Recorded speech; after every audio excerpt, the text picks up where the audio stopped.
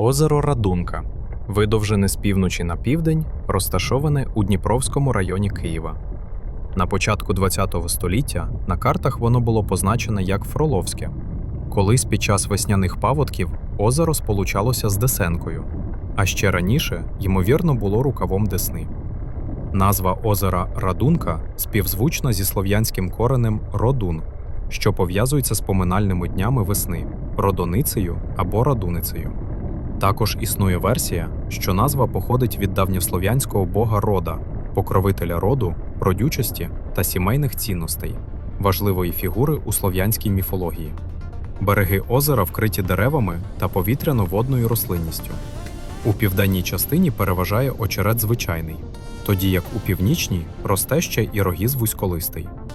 На озері живуть дикі качки, мартини та інші птахи. А також можна побачити ондатр і черепах.